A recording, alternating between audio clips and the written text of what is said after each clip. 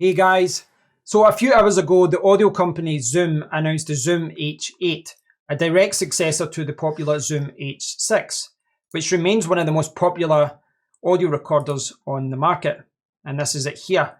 This is popular with podcasters but also with YouTubers, and this was my first audio interface and my first audio recorder, and I used it every single day for 2 or 3 years until the SD card slot broke.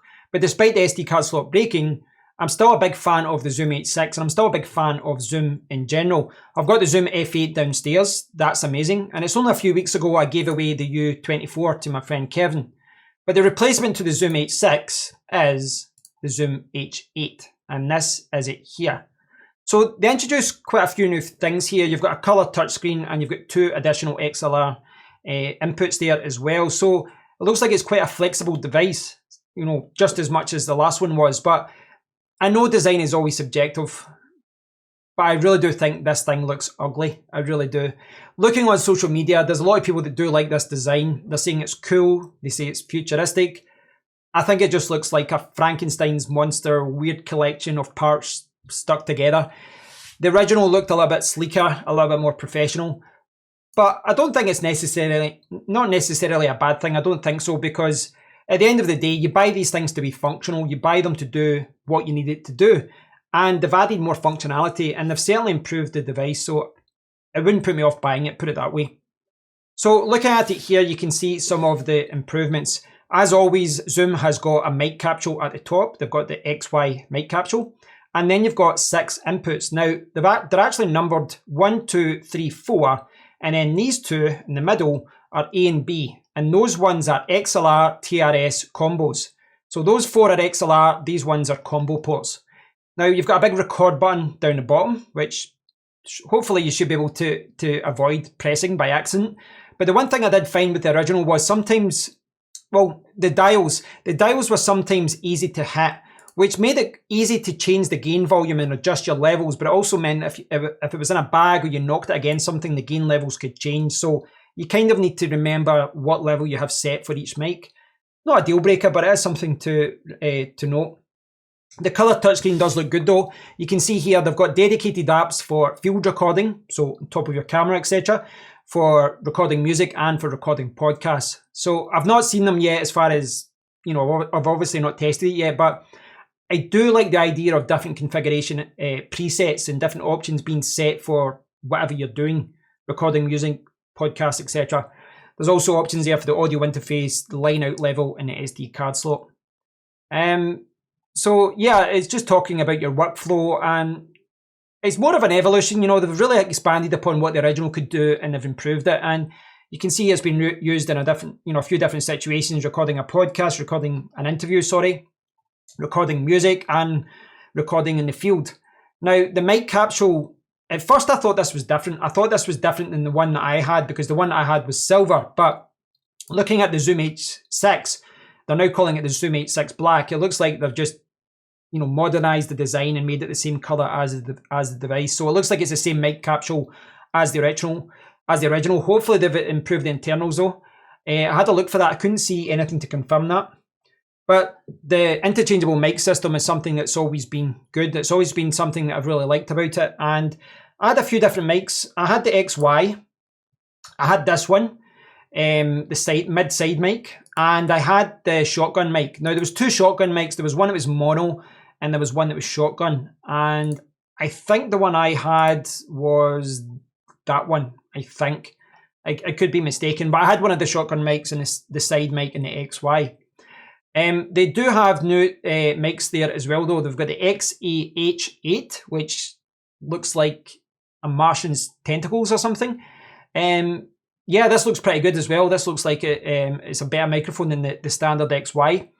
And they've got the VRH8 as well, an ambisonic mic capsule. They'll have an immersive 360 audio recording. So yeah, that looks pretty cool as well. And that's the idea with most of these Zoom devices, is that you buy the capsules that help you do what you need to do.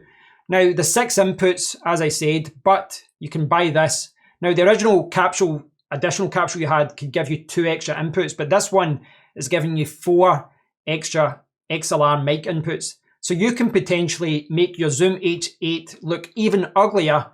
You can make it look like this, And it does look ridiculous, but this can have 10 microphone inputs.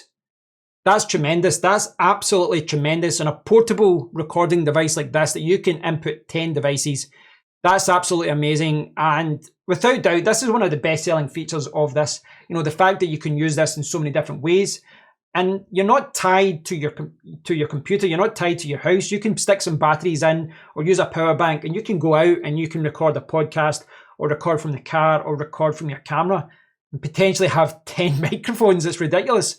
So there's a remote control there as well. And if you look at the finish here, you can just see here like the line out button, the home button, the play button. All looks like it's designed really well. The build quality looks good. So yeah, it looks really good there. So there's a lot of different options there. You can use it as an audio interface as well. I always really used it as a recorder, if I'm honest. Well, the different file formats there.